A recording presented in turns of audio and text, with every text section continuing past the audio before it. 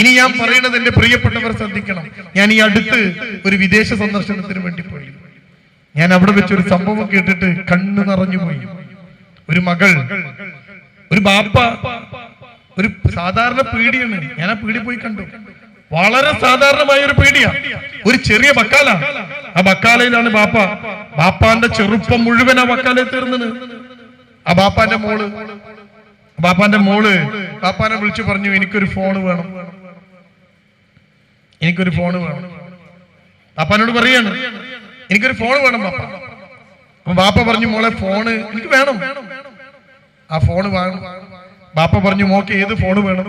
അപ്പൊ ഈ പെൺകുട്ടി ബാപ്പാനോട് പറയാണ്, ബാപ്പ എവിടുന്ന് ആ ഫോണ് വാങ്ങുക? ആ കടയിൽ എത്തിയിട്ട് എന്നെ വിളിച്ചിട്ട് ആ കടക്കാരന് കൊടുത്താൽ മതി, ഞാൻ പറഞ്ഞോളാം ഏത് ഫോണ് വേണം. മോള് പറയാ അപ്പാനോട്. ആ മോള് ഡിഗ്രി കഴിഞ്ഞൊരു പെൺകുട്ടിയാണ്, കല്യാണം കഴിയാത്ത പെൺകുട്ടി. അവള് ബാപ്പാനോട് പറയാണ്, നിങ്ങൾ കടയിൽ ചെല്ലുക, കടക്കാരന് ഫോൺ കൊടുക്കുക, ഞാൻ പറയാം ഏത് ഫോൺ. നിങ്ങൾക്ക് ഇത് പറഞ്ഞാൽ മനസ്സിലാവും. ഈ ബക്കാലയിൽ ചെറിയ ചെറിയ സാധനം വെക്കുന്ന നിങ്ങൾക്ക് ഞാൻ പറഞ്ഞ ഫോൺ മനസ്സിലാവും. ബാപ്പാക്ക് ഒന്നും അറിയില്ല. ബാപ്പാന്റെ കയ്യിൽ ഒരു പൊട്ടി തകർന്ന് തരിപ്പണമായൊരു ഫോണാണുള്ളത്. അതിലിങ്ങനെ ഭാര്യന്റെയും മക്കളെയും വീഡിയോ കോൾ ചെയ്യുമ്പം ചെറിയ രീതിയിൽ ഇങ്ങനെ മുഖം കാണാം. അതും കണ്ട് കൂടുക മുമ്പ്. അപ്പോഴാണ് സാമ്പത്തികമായിട്ട് ആകെ പ്രശ്നത്തിലായി പോയ ഈ ബാപ്പ മകളുടെ ഫോൺ വേണമെന്ന് പറഞ്ഞപ്പോ ആ നാട്ടിലെ ബാപ്പാക്ക് അറിയുന്ന ഒരു ഫോൺ കച്ചവടക്കാരനെ ഒരു സുഹൃത്തിനെ ചെന്ന് കണ്ടിട്ട് ഇയാളോട് ബാപ്പ പറയാ, എനിക്കൊരു ഫോണ് വേണം, നീ പറയുന്ന ഫോൺ എനിക്ക് തരണം, എന്നിട്ട് നീ പറയുന്ന വില ഞാൻ തരാം. ആ ഫോണിന് 50,000 രൂപ വില ഉണ്ടെങ്കിൽ നീ 60,000 പറഞ്ഞോ, ഞാൻ തരാം. പക്ഷേ പൈസ എന്നോട് ചോദിക്കരുത്, അത് ഞാൻ അല്പാൽപമായി തന്നു തീർക്കാം. നീ പറയുന്ന വിലക്ക് ഞാൻ വാങ്ങും ഫോണ്. അതുകൊണ്ട് ഞാൻ എന്റെ മോക്കൊന്ന് വിളിക്കുന്നുണ്ട്, എന്റെ മോള് സംസാരിക്കും, അവൾ ഏത് ഫോണാ പറയണത് അത് ദയവ് ചെയ്ത് നീ എനിക്ക് തരണം. എന്നിട്ട് ആ ഫോണ് ഞാൻ അവർക്ക് കൊടുത്തേക്കും, പൈസ ഞാൻ കുറച്ചായിട്ട് തരാം, എന്റെ അടുത്ത് ഇല്ലാഞ്ഞിട്ടാ. ഈ മനുഷ്യൻ പറയണം. അങ്ങനെ അവിടെ എത്തിയിട്ട് ഇയാള് ഫോൺ ചെയ്തു, കടക്കാരന് ഫോൺ കൊടുത്തു. ഈ മകൾ ഫോൺ എടുത്തിട്ട് കടക്കാരനോട് ചോദിച്ചു, നിങ്ങൾ ആരാണ്? കടക്കാരൻ പറഞ്ഞു, ഞാൻ ഉപ്പാന്റെ ഒരു ഫ്രണ്ടാ മോളെ, എനിക്ക് കുറെ കാലമായിട്ട് പരിചയമുണ്ട് ഉപ്പാനെ, അറിയാലോ. ആ ശരി, എന്നാൽ ഉപ്പാന്റെ അടുത്ത് നിങ്ങളൊന്ന് മാറി നിൽക്കൂ, നിങ്ങൾ ഉപ്പാന്റെ അടുത്ത് നിന്ന് മാറിക്കൂ. അപ്പൊ അയാൾ ഉപ്പാന്റെ അടുത്ത് നിന്ന് മാറി നിന്നു. ഇനി ഞാൻ പറയുന്നത് ഉപ്പാനോട് പറയരുത്. ഈ മോള് പറയാ, ഒരു പെൺകുട്ടി പറയാ, ഞാനിനി നിങ്ങളോട് പറയുന്നത് ഉപ്പാനോട് പറയരുത്. നിങ്ങളെടുത്ത് ഉപ്പ വന്നിട്ട് ഫോൺ വാങ്ങാൻ വന്നിട്ട് ഉപ്പ എന്താ നിങ്ങളോട് പറഞ്ഞത്? പൈസ തരാന്ന് പറഞ്ഞോ? അപ്പൊ ഈ മനുഷ്യൻ പറഞ്ഞു, അതൊക്കെ ഇപ്പൊ തരും, നിങ്ങളോട് പറഞ്ഞത് എന്താ? അപ്പൊ അയാൾ മടിച്ചു പറഞ്ഞു, ഇപ്പൊ പൈസ ഇല്ല, കുറച്ചായിട്ട് തരാന്നാണ് പറഞ്ഞത്. ശരി, എങ്കിൽ എനിക്ക് ഇന്ന ഫോൺ വേണം. എന്നിട്ട് അയാളോട് പറയാണ്, ആ ഫോണ് നല്ലൊരു പൊതിയിൽ നിങ്ങൾ പൊതിയണം, എന്നിട്ട് എന്റെ ഉപ്പാക്ക് കൊടുക്കണം. അതിന്റെ വില എത്രയാണ് എന്ന് ഞാനൊരു നമ്പർ തരാം, ആ നമ്പറിലേക്ക് എനിക്ക് വിടണം. ആ പണം നാട്ടിൽ നിന്ന് ഞാൻ നിങ്ങൾക്ക് അയച്ചു തരും. കാരണം ആ ഫോൺ എനിക്കല്ല, എന്റെ പ്രിയപ്പെട്ട ബാപ്പക്കാണ്. ബാപ്പക്ക് ഫോണ് വാങ്ങിക്കൊടുക്കാൻ മോള്. ഈ കച്ചവടക്കാരന്റെ അന്തം വിട്ട് നിന്നു, ഇങ്ങനെ മക്കളുണ്ടോ, ഇങ്ങനെ മോളുണ്ടോ? അപ്പൊ അയാൾ ചോദിച്ചു, മോൾ എന്തിനാ വാങ്ങിക്കൊടുക്കണത്? അപ്പൊ മോള് പറയാണ്, ബാപ്പ എന്റെയും ഉമ്മന്റെ ഒക്കെ മുഖം കണ്ടിട്ട് കുറെ കാലായി, ബാപ്പാന്റെ ഫോണ് പൊട്ടി തകർന്ന് സ്ക്രീനൊക്കെ പൊട്ടി, അതിനുള്ളിൽ കൂടെ ഇങ്ങനെ ഉമ്മനും മോളിയൊക്കെ ബാപ്പ കഷ്ടപ്പെട്ട് കാണുക. ആ ബാപ്പാക്ക് ഒരു ക്ലിയർ ഉള്ള ഫോൺ വേണം. ബാപ്പ ജീവിക്കണം, ഒരു മുന്തിയ ഫോണുമായിട്ട് ആ ബാപ്പ ജീവിക്കണം. ബാപ്പാക്ക് ഉമ്മനും കാണണം, മോളെ കാണണം, ബാപ്പ വിളിക്കുമ്പോ ഫോണ് കിട്ടണം. അവിടെ ബാപ്പാക്ക് ഫോൺ വേണം. അപ്പൊ ഈ ചെങ്ങാതി ചോദിച്ചു, മോക്ക് എവിടുന്ന പൈസ? അവള് പറഞ്ഞു, ട്യൂഷൻ ക്ലാസ് എടുത്തും ഞാൻ ഒപ്പിച്ചു വെച്ചതുമൊക്കെയായ പൈസ എന്റെ അടുത്തുണ്ട്. എന്റെ ബാപ്പാക്ക് ഒരു ഫോണ് വേണം. മക്കള് നന്നായാൽ ഇങ്ങനെയുണ്ട്. ഇയാളൊരു വർണ്ണക്കടലാസിൽ ഈ ഫോണ്, അടിപൊളി ഒരു ഫോണ് വാങ്ങി അത് പൊതിഞ്ഞ് ബക്കാലയിൽ ഈ മനുഷ്യരെ കൊണ്ട് കൊടുത്ത്. അപ്പൊ ഈ മനുഷ്യൻ ഇതെന്തിനും ഇങ്ങനൊക്കെ പൊതിഞ്ഞ് എന്ന് ചോദിച്ചോ പറഞ്ഞു, ബാക്കി നിങ്ങളോട് മകൾ സംസാരിക്കും. എന്നിട്ട് മോക്ക് ഫോൺ ചെയ്തിട്ട് മോള് ചെയ്തപ്പോ ബാപ്പനോട് മോള് പറയാണ്, ബാപ്പ പൊതി ഒന്ന് തുറക്ക്, ആ ഫോണ് ബാപ്പാക്കുള്ള ഫോണാണ്, ഈ മോള സമ്മാനാണ്. ഇത്രയും കാലം എന്നെ പോറ്റി വളർത്തി പറഞ്ഞതൊക്കെ വാങ്ങി തന്നില്ല നിങ്ങൾക്കുള്ള സമ്മാനമാണത്. ഈ ബാപ്പാന്റെ ജീവിതം എന്താണെന്ന് അറിഞ്ഞു ഈ മോള്. ആ മോക്ക് ദീനുള്ള മോളാണ്. ഇങ്ങനെ മോളുണ്ട്, രണ്ടു വശം അടിച്ച് വീട്ടിൽ നിറക്കണതുണ്ട്. ഉളുപ്പില്ലാതെ ഏതൊക്കെയോ ചെക്കനെ പ്രേമിച്ച് വലിച്ചു വാരി വീട്ടിലേക്ക് കൊണ്ടുവന്നിട്ട് അവസാനം ബാപ്പാന്റെ ഉമ്മാന്റെ മുമ്പിൽ അഹങ്കാരത്തോടെ എഴുന്നേറ്റ് നിന്നിട്ട് എനിക്ക് അവനെ തന്നെ വേണം, അവനെ മാത്രമേ കെട്ടൂ എന്ന് പറയണ എത്ര ആൾക്കാരുണ്ട് നോക്കൂ നിങ്ങൾ. രണ്ടാൾക്കാർ ഞാൻ നിങ്ങൾക്ക് പറഞ്ഞു തന്നെ. അതുകൊണ്ട് ഈ ഇരിക്കുന്ന എന്റെ പ്രിയപ്പെട്ടവർ, മക്കള് നന്നായാൽ സന്തോഷിക്കാം, നിങ്ങൾക്ക് ജീവിക്കാം, നിങ്ങൾക്ക് ഈ ദുനിയാവിൽ നിന്ന് പുഞ്ചിരിയോടുകൂടി മടങ്ങാം നിങ്ങൾക്ക്. അല്ലെങ്കിലോ അവസാനം വരെ ഈ നീറ്റലുമായി ഒരു മനുഷ്യൻ ഇങ്ങനെ ജീവിക്കേണ്ടി വരും. അപ്പൊ എത്ര പ്രധാനമാണ് ഈ പാരന്റിങ്, ഈ മക്കളെ പോറ്റൽ, നമ്മൾ ആലോചിച്ച് നോക്കി. ഇനി നമുക്ക് ചില കാര്യങ്ങളിലേക്ക്, ഞാൻ പറഞ്ഞല്ലോ ഞാൻ ഒരുപാട് നേരം ഇങ്ങനെ പറഞ്ഞാൽ ഇത് തീരൂല. ചില കാര്യങ്ങളിലേക്ക് എന്താ നമ്മൾ വേണ്ടത്? എന്റെ പ്രിയപ്പെട്ട രക്ഷിതാക്കളെ, മക്കൾ എന്ന് പറയുന്നത് നമ്മുടെ വലിയൊരു സമ്പത്താണ്. വീടും കാറും സ്വത്തും ഇതൊക്കെ നമ്മൾ വാങ്ങിക്കൂട്ടുന്ന കൂട്ടത്തിലുള്ള ഏറ്റവും വലിയ സമ്പത്താണ്. നമ്മൾ എന്താണ് ഈ മക്കൾക്ക് കൊടുക്കേണ്ടത്, ചെയ്യേണ്ടത്? ആദ്യം നമ്മളൊന്ന് പഠിക്കണം. പണ്ടത്തെ കാലം പോലെയേ അല്ല, ഞാനും നിങ്ങളുമൊക്കെ വളർന്ന ഒരു ലോകത്ത് തെറ്റിപ്പോവാനുള്ള വഴികൾ കുറവാണ്. വഴി കുറവാണ്. തെറ്റിപ്പോവാൻ എന്താ വഴിയുള്ളത്? അന്നൊക്കെ മാക്സിമം പോയാൽ വലിയ തെറ്റെന്താ, സിനിമക്ക് പോലാ അല്ലെ? സിനിമക്ക് പോയി പറഞ്ഞാൽ വലിയ തെറ്റാ, അതന്നത് തെറ്റ്. ഇന്ന് ഒരു കുട്ടി തെറ്റിപ്പോവാൻ വീട്ടിന്റെ അകത്തുനിന്ന് പുറത്തിറങ്ങണ്ട. എല്ലാ വാതിലുകളും ജനലും അടച്ചു കൂട്ടിയാലും ഫേസ്ബുക്കിന്റെ വാതിലൂടെ ഈ പെൺകുട്ടിന്റെ റൂമിലേക്ക് ആള് വരും. ഇൻസ്റ്റഗ്രാമിന്റെ ജനവാതിൽ തുറന്ന് ആള് വീട്ടിനകത്ത് വരും. കുട്ടി തെറ്റിപ്പോവാനുള്ള സാധ്യതയും സാഹചര്യങ്ങളും എമ്പടും. നമ്മളൊന്നും ജനിച്ച കാലത്ത് ഇതില്ലല്ലോ. ഒരു വേണ്ടാത്ത വീഡിയോ കാണാൻ നമ്മുടെ കയ്യിൽ ഫോണില്ല. ഒരു വേണ്ടാത്തരം കാണാൻ ടിവിയിൽ 1980, 83, 84 ഇന്ദിരാഗാന്ധി മരിച്ചു, വെടിയേറ്റ് മരിച്ചു ഇന്ദിരാഗാന്ധി. ആ മരിച്ച സമയത്ത് എനിക്ക് ഓർമ്മയുണ്ട്, എന്റെ വീട്ടിനടുത്തുള്ള ഒരു പണക്കാരന്റെ വീട്ടിലാണ് അന്ന് ടി വി ഉള്ളത്. ഒരു ടി വി, ആ ടി വി അയാൾ പുറത്തേക്ക് എടുത്തതാ, എല്ലാരും കൂടി അകത്ത് കയറ്റാൻ കഴിയാഞ്ഞിട്ട്. എന്നിട്ട് ഇന്ദിരാഗാന്ധിയുടെ ഭൗതിക ശരീരം ദഹിപ്പിക്കുന്നത് ഈ ടി വിയിലാണ് 1984 ഞങ്ങൾ കണ്ടത്. അതും കണ്ടിട്ടൊന്നുമില്ല, അതിങ്ങനെ പൊട്ടിപ്പൊരിഞ്ഞ് കളിക്കുന്ന അതിന്റെ ഇടയിൽ കൂടി ഇന്ദിരാഗാന്ധി ഇങ്ങനെ പോകുന്നുണ്ട്. അതിന് കഴിഞ്ഞു 2004 എത്തിയപ്പോഴേക്ക് ഈ സ്ത്രീകൾ സീരിയലുകളുടെ അടിമകളായി മാറി. വീട്ടിനകത്ത് കണ്ണീർ സീരിയലായിരുന്നു. പിന്നെ ആ സീരിയൽ അങ്ങനെ കണ്ടിരിക്കലായിരുന്നു. 2004 അപ്പോഴാണ് പതിയെ പതിയെ മൊബൈൽ ഫോണ് നമ്മുടെ ലോകത്തേക്ക് വന്നത്. 2004 നമുക്ക് ഓർമ്മ ഉണ്ടാവും ഇതൊക്കെ. 2014 ആയപ്പോഴേക്കോ വാട്സപ്പും ഫേസ്ബുക്കും ഇൻസ്റ്റഗ്രാമും ഒക്കെ സജീവമായി. ഇപ്പൊ അതിന്റെ കാലാണ്, അതിന്റെ ലോകാണ്. ആ ലോകത്ത് ആ കുട്ടികൾ ഇങ്ങനെ അഭിരമിക്കുന്നത്. ഓരോ കാലത്തും അതത് കാലഘട്ടത്തിലെ ഭീഷണികൾ മക്കൾ നേരിട്ടിട്ടുണ്ട്. നമ്മുടെ കാലത്തുണ്ട്, ഇപ്പോഴത്തെ കാലത്തുണ്ട്. ഇതിനെ നമുക്ക് എങ്ങനെ മുന്നോട്ട് കൊണ്ടുപോവാം എന്ന ചർച്ചയിലേക്കാണ് നിങ്ങൾ വരേണ്ടത്. ആദ്യം ആധുനിക കാലത്തെ മക്കൾ മാതാപിതാക്കളെക്കാൾ വിവരമുള്ളവരാണ്, വിദ്യാഭ്യാസമുള്ളവരാണ്, കാഴ്ചപ്പാടുകളുള്ളവരാണ്. നമുക്കൊക്കെ എന്ത് കാഴ്ചപ്പാട് ഉണ്ടായിരുന്നു? നിങ്ങളുടെ ഉമ്മ, എന്റെ ശബ്ദം കേൾക്കുന്ന എന്റെ പ്രിയപ്പെട്ട സഹോദരങ്ങൾ ഉമ്മനോട് ചോദിച്ചു, ഉമ്മാന്റെ കല്യാണം കഴിച്ചപ്പോ ഉമ്മാനോട് ചോദിച്ചിരുന്നോ കെട്ടിക്കാന്ന്? ഉണ്ടോ? ഇല്ല. ബാപ്പ കണ്ടു, ബാപ്പ ചെന്നു, ഉമ്മാനെ വന്നു. ഉമ്മക്കറിയില്ല കല്യാണം കഴിഞ്ഞു പോയി. ആരാ തീരുമാനിച്ചത്? ബാപ്പ. ആരാ തീരുമാനിച്ചത്? ബാപ്പ. എല്ലാം ബാപ്പ. പോയി. ഇനിയോ ബെഡ്റൂമിനകത്തേക്ക് ഭാര്യയും ഭർത്താവും കയറാണ്. കെട്ടിക്കൊണ്ടുവന്ന പെണ്ണിനെ വീട്ടിനകത്തേക്ക് കയറ്റാണ്. ബെഡ്റൂമിനകത്തേക്ക് എപ്പോ കയറണം എന്ന് ആരാ തീരുമാനിക്കുക? അമ്മായി അമ്മ അല്ലേ? ഇറങ്ങേണ്ടതപ്പോ ആരാ തീരുമാനിക്കുക? അമ്മായി അമ്മ. ഒരു കാലം അതൊക്കെ കഴിഞ്ഞു പോയി. ഇന്നത്തെ കുട്ടിയോ, ഇപ്പോഴത്തെ കുട്ടികളോ, അവർക്ക് കാഴ്ചപ്പാടുകളുണ്ട്, അഭിപ്രായങ്ങളുണ്ട്, അവരുടെ ലോകം വിശാലമാണ്.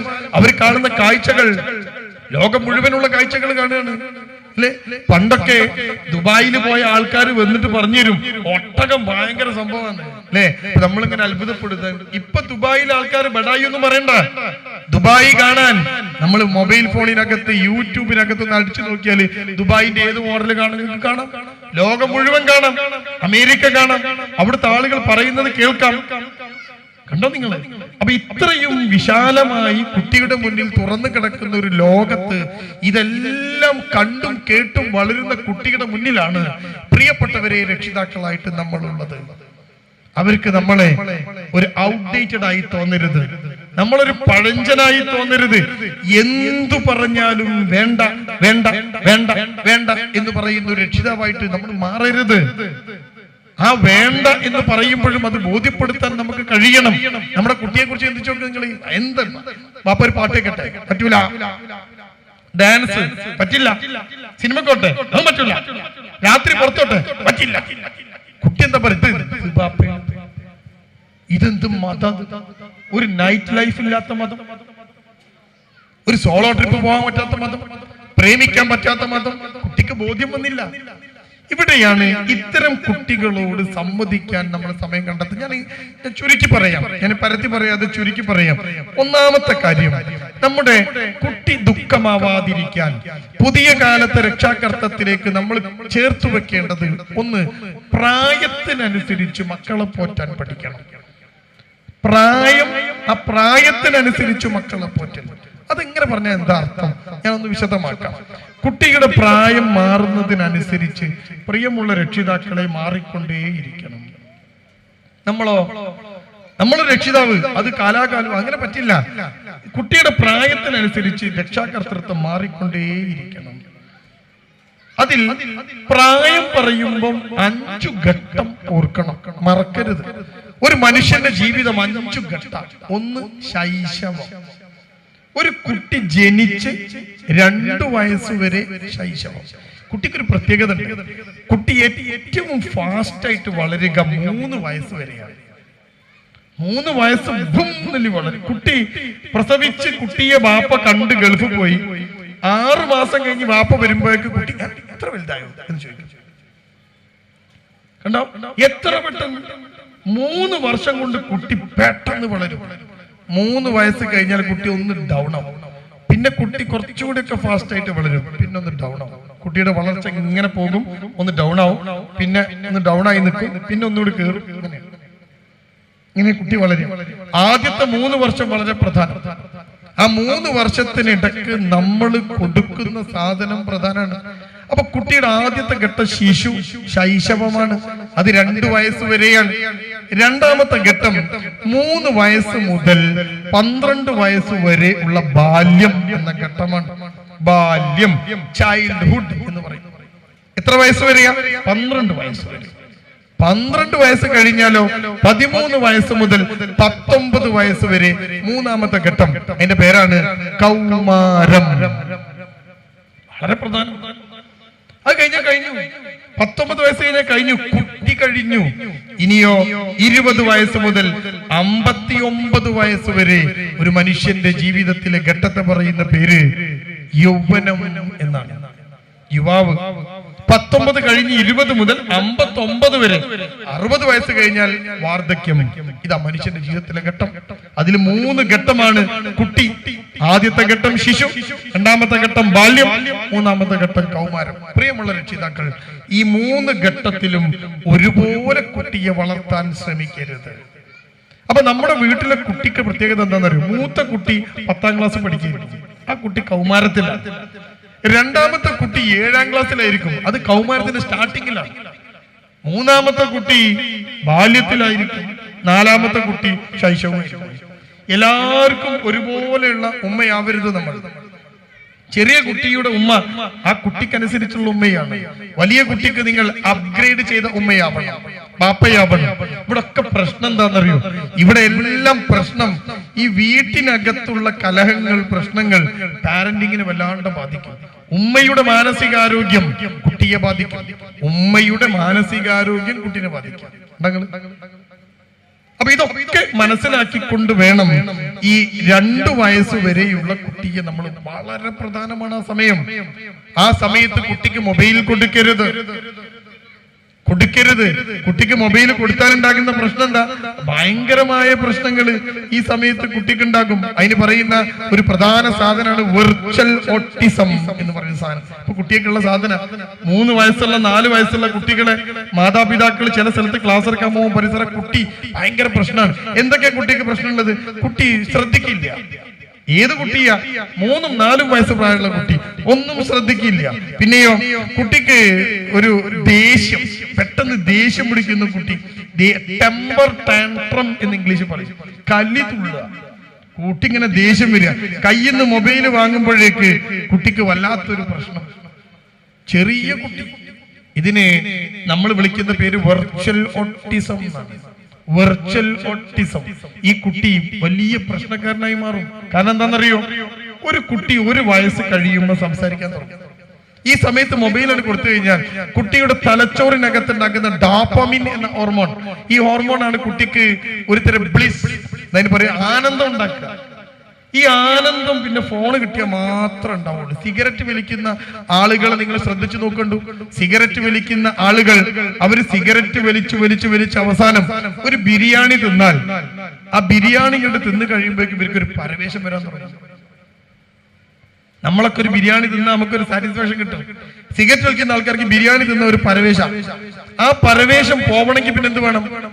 അയാൾ ഇങ്ങനെ തിരിഞ്ഞു പറയാ അപ്പൊ വരട്ടോ, എന്നിട്ട് എവിടെയെങ്കിലും പോയിരുന്ന ഒരു സിഗരറ്റ് കത്തിച്ച് 2 പുക അകത്തേക്ക് ചെന്നാൽ അപ്പോഴാ ബിരിയാണിന്റെ സുഖം ഇയാൾക്ക് കിട്ടുക. അയാളെ തലച്ചോറിൽ ഡോപ്പമിൻ എന്ന് പറയുന്ന ആനന്ദമുണ്ടാക്കുന്ന ഹോർമോണ് വരണമെങ്കിൽ സിഗരറ്റ് അകത്തേക്ക് ചെല്ലണം. അയാളുടെ തലച്ചോറിന് സിഗരറ്റ് പിടിച്ചു വെച്ചതാ. നിങ്ങൾ ഇതുപോലെ ഈ ചെറിയ കുട്ടി ഈ മൊബൈൽ കിട്ടാതെ കുട്ടിക്ക് ആനന്ദമില്ല. മൊബൈൽ വാങ്ങുമ്പോഴേക്ക് ഡോപ്പമിൻ തീർന്നു, ആനന്ദം പോയി. വെർച്വൽ ഓട്ടിസത്തിലേക്ക് പോകുന്ന ധാരാളം കുട്ടികൾ അവര് വലുതാകുമ്പോൾ പഠന പ്രശ്നങ്ങൾ ഉണ്ടാകും. ഇന്ന് ഞാൻ ഈ അടുത്തൊരു കുട്ടിയെ കണ്ടു. ആ കുട്ടി 10ാം ക്ലാസ് പഠിക്കുകയാണ്. 10 പഠിക്കുകയാണ്.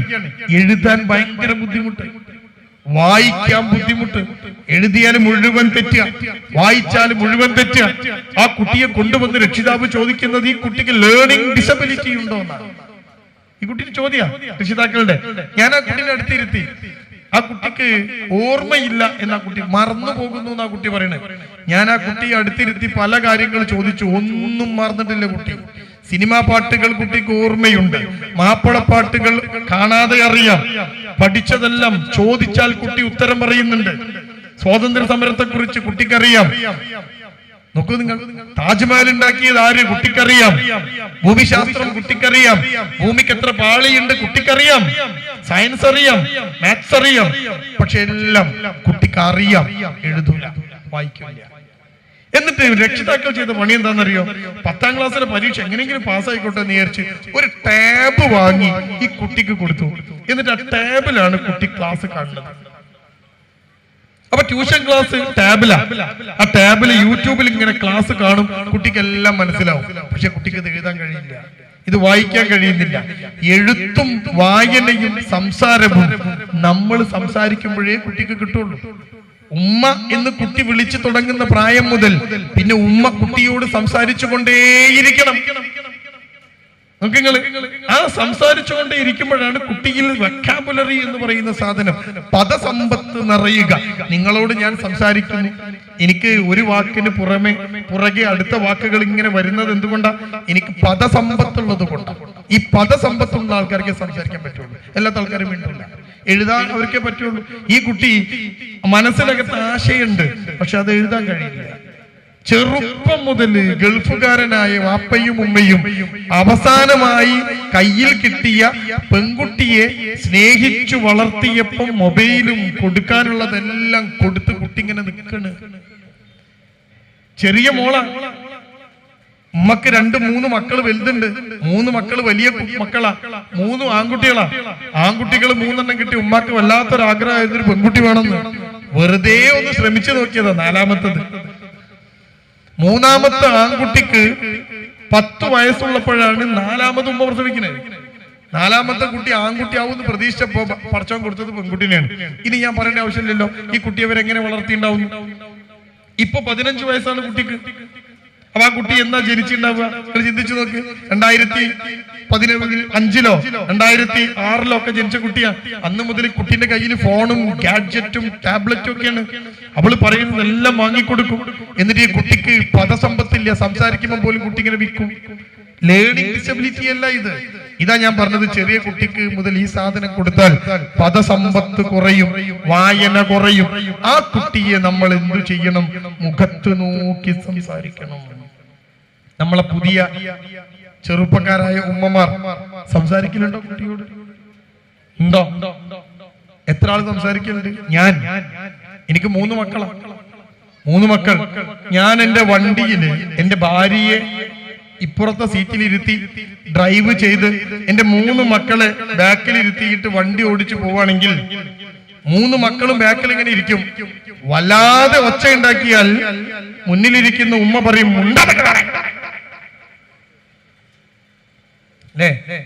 പറയില്ലേ? അപ്പൊ മുണ്ടാതെ ഇങ്ങനെ ഇരിക്കാൻ മരിച്ച വീട്ടിൽ കൊണ്ടായിരിക്കും. ഇതേ കാറിൽ എന്റെ ഉമ്മ ആ കാറിലുണ്ടെന്ന് വിചാരിക്കുക.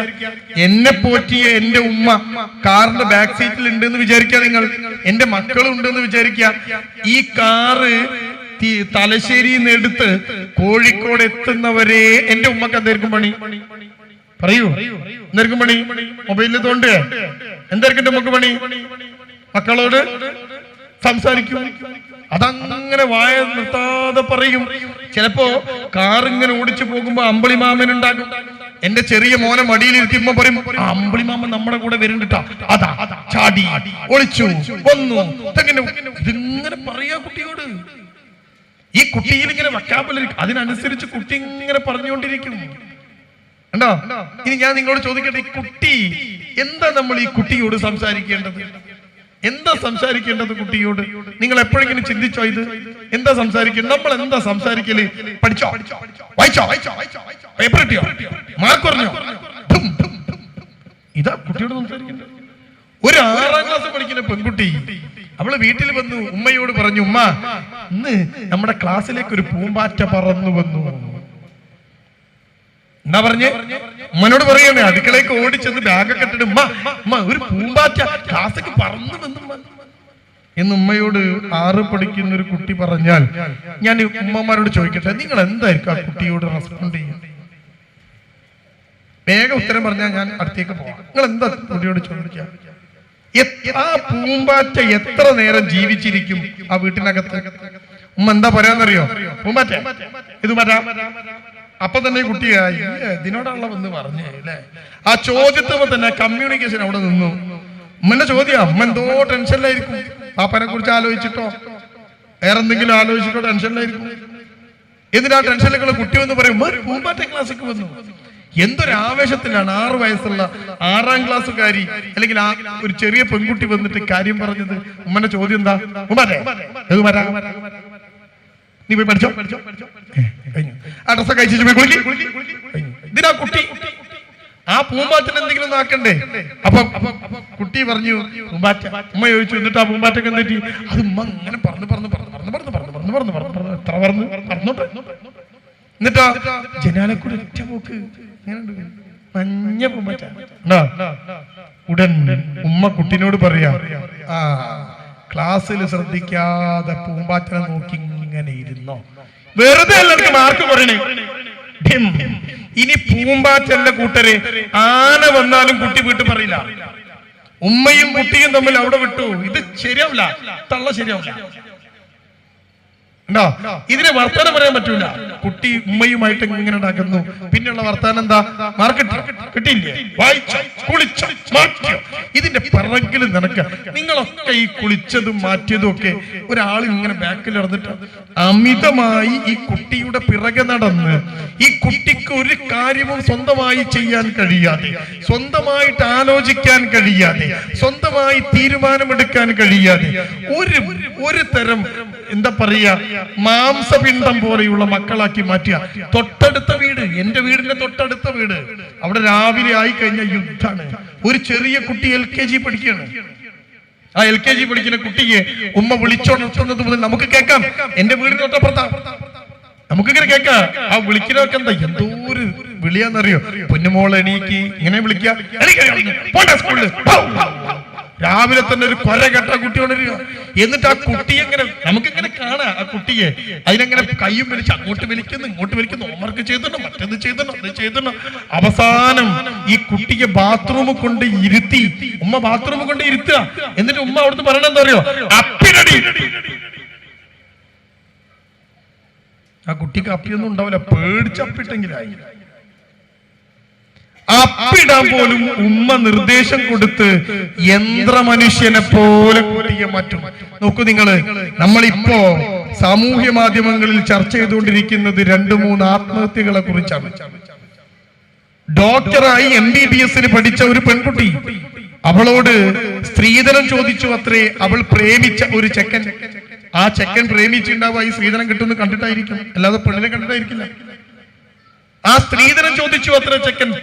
പുല്ല് എന്ന് പറഞ്ഞ് ജീവിതത്തിലേക്ക് നടന്നു കയറി പോവേണ്ട MBBS പഠിച്ച് ഉന്നത വിദ്യാഭ്യാസം നേടിയ ഒരു പെൺകുട്ടി, അവർക്ക് എന്താ നഷ്ടപ്പെട്ടു പോയത്? നിങ്ങൾ ചിന്തിച്ചു നോക്കിയപ്പോഴെങ്കിലും സ്വന്തമായി ഒരു തീരുമാനമെടുക്കാൻ അറിയില്ല കുട്ടിക്ക്, സ്വന്തമായി നിലനിൽക്കാൻ അറിയില്ല, സ്വന്തമായിട്ട് ഒന്നും ചെയ്യാൻ പഠിപ്പിക്കാതെ ഒരു യന്ത്ര മനുഷ്യനെ പോലെ +2 വരെ കൊണ്ടുവന്ന്, അതും കഴിഞ്ഞിട്ട് മൂത്രമൊഴിക്കാൻ പോലും ഒരു നേരം നിശ്ചയിച്ച്, ആ മൂത്രമൊഴിക്കാൻ പോലും കുട്ടികളെ വിടാൻ സമ്മതിക്കാതെ സ്ട്രിക്റ്റ് ആയിട്ട് കുട്ടിയെ ട്രെയിനിങ് കൊടുക്കുന്ന ഏതോ ഒരു എൻട്രൻസ് കോച്ചിങ് സെന്ററിൽ കൊണ്ടാക്കിയിട്ടുണ്ടാവും.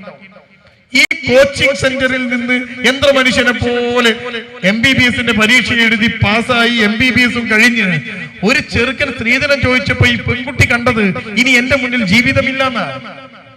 എന്തിനങ്ങനത്തെ കുട്ടികളെ നമ്മൾ പോറ്റി വളർത്തി വലുതാക്കിയത്? ഈ കുട്ടിക്ക് സ്വന്തമായി തീരുമാനമെടുക്കാൻ കഴിയണം, സ്വന്തമായി സംസാരിക്കാൻ കഴിയണം. എല്ലാം ചെയ്തു കൊടുത്തും എല്ലാ കാര്യങ്ങളും കുട്ടിയിൽ ഇങ്ങനെ കുത്തിവെച്ചാൽ ഒന്നിനും പറ്റാത്ത തരത്തിലേക്ക് കുട്ടി പോവാണ്. നിങ്ങൾ ആലോചിച്ച് നോക്കുക, ഒരു അങ്ങാടിയിലുള്ള ഒരു ചെറുക്കൻ, ഒരു പെൺകുട്ടി എന്റെ അടുത്ത് വരിക, എന്നിട്ട് പ്രേമിക്കുന്ന ചെറുക്കനെ കുറിച്ച് പറയുക. പഠിക്കുന്നത് +2-നാണ്. ആ ചെറുക്കന് കഞ്ചാവുണ്ട്, കള്ളു കുടിക്കും, നിസ്കരിക്കില്ല, പ്രശ്നക്കാരനാണ്. 3ാമത്തെ പ്രേമമാണ് ഈ പെൺകുട്ടിയെ പ്രേമിക്കുന്നത്. 2 പ്രേമം മുമ്പ് ഉണ്ടായിട്ടുണ്ട്. ഇതെല്ലാം കുട്ടിയുടെ മാമന്മാർ അന്വേഷിച്ചു, ബാപ്പ അന്വേഷിച്ചു, ഒരു നിലക്കും കെട്ടിച്ചു കൊടുക്കാൻ പറ്റില്ല എന്ന് കൃത്യമായി ബോധമുള്ള ഒരു ചെറുക്കൻ എല്ലാരും കൂടി ചേർന്ന് കൗൺസിലിങ്ങിന് കൊണ്ടുവന്ന് എന്റെ മുമ്പിൽ ഈ കുട്ടി ഇരിക്കുക.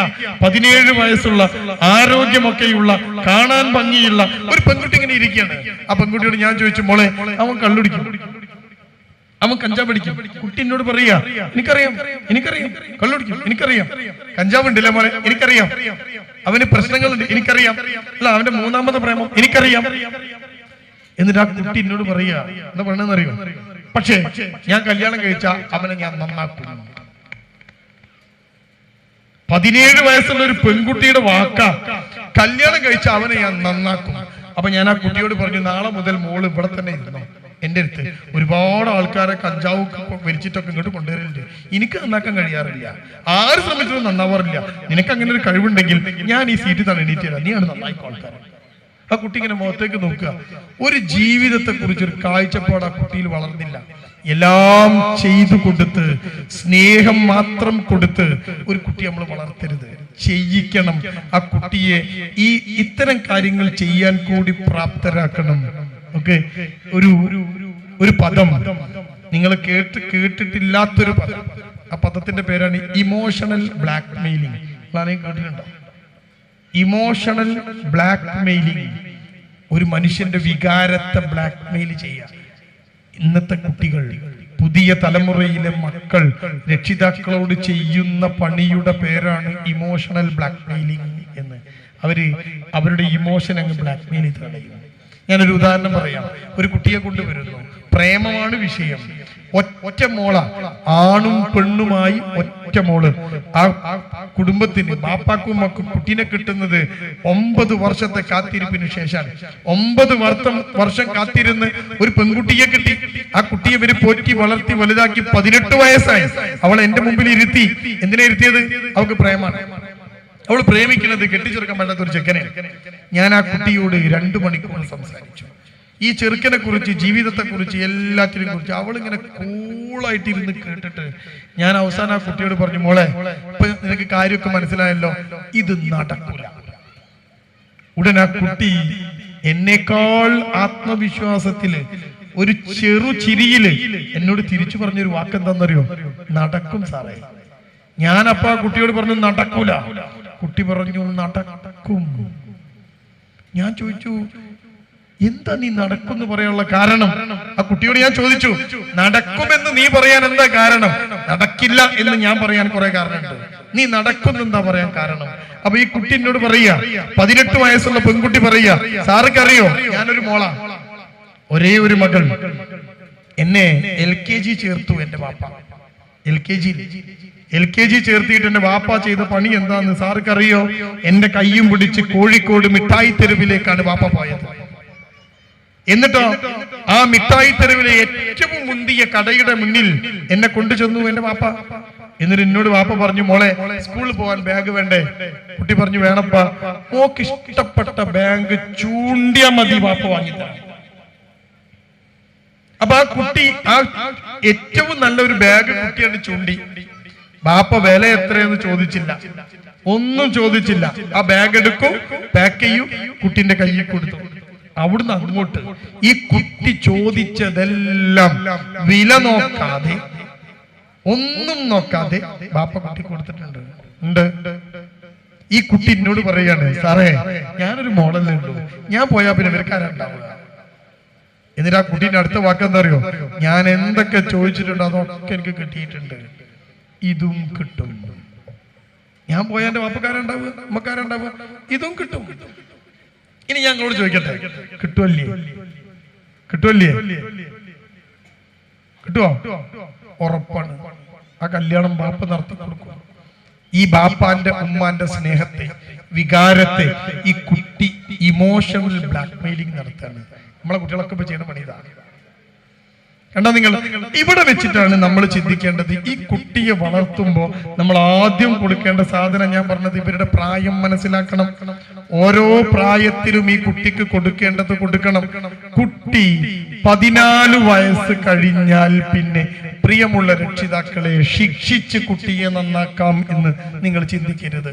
പിന്നെ നിങ്ങൾ കുട്ടിയെ ചേർത്ത് പിടിക്കണം, അടുപ്പിച്ചു നിർത്തണം, കുട്ടിയുടെ മനസ്സറിയണം, കുട്ടിയെ മനസ്സിലാക്കണം. ഈ 14 വയസ്സ് കഴിഞ്ഞ് തല്ലിയ കുട്ടികളൊന്നും നന്നാവില്ല.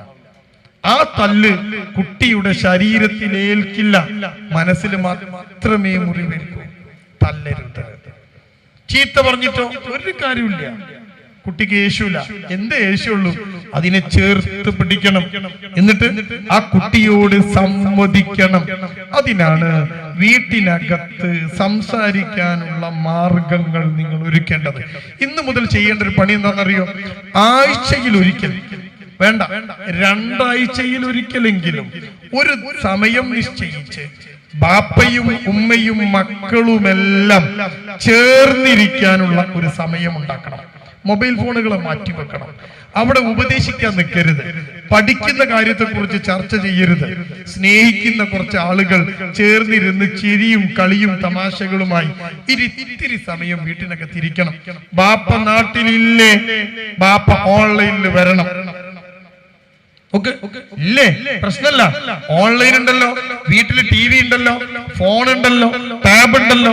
അതവിടെ ഓണാക്കിയിട്ട് ഡ്രോയിങ് റൂമിൽ വെച്ചാൽ, ലിവിംഗ് റൂമിൽ വെച്ചാൽ നമ്മുടെ ടാബ്ലറ്റിനകത്ത് ബാപ്പ ചിരിച്ചു നിൽക്കുമല്ലോ, ബാപ്പാന്റെ ശബ്ദം കേൾക്കാമല്ലോ. ആ ബാപ്പനെ അവിടെ വെക്കണം ടാബ്ലറ്റ് ആയിട്ട്. എന്നിട്ട് ഉമ്മയും മക്കളും ബാപ്പയും ഒരുമിച്ചിരുന്ന് സ്നേഹവർത്തമാനങ്ങൾ പങ്കിടുന്ന ആ സമയത്തെയാണ് സൈക്കോളജി പറയുക ക്വാളിറ്റി ടൈം എന്ന്, ഉത്കൃഷ്ട വേളകൾ എന്ന്. ഇന്ന് ഏറ്റവും കൂടുതൽ വീടുകൾക്കകത്ത് നാം ഉണ്ടാക്കേണ്ടത് ഈ ഒരു ഉത്കൃഷ്ട വേളകളാണ്. ആ ഉത്കൃഷ്ട വേളയിലാണ് കുട്ടിന്റെ മനസ്സ് തുറക്കുക, സ്നേഹമുണ്ടാവുക. അല്ലാതെ നിങ്ങൾ ആരെങ്കിലും കരുതുന്നുണ്ടോ ഈ ബാക്കിൽ ഇങ്ങനെ തെറിയും പറഞ്ഞ് ചീത്തയും പറഞ്ഞ് ഭീഷണിപ്പെടുത്തി നടന്നാൽ ഈ കുട്ടികൾ വഴങ്ങുമെന്ന് നിങ്ങൾ ആരെങ്കിലും വിചാരിക്കുന്നുണ്ടോ?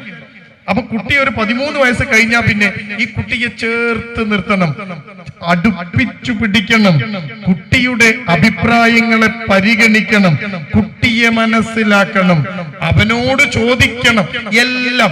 അപ്പൊ കുട്ടി നമ്മുടെ വീടിന്റെ ഒരു ഭാഗമായിട്ട് മാറും. നമ്മളോ ഒരു കാറ് വാങ്ങുന്നു, കുട്ടിയോട് അഭിപ്രായം എന്ത്?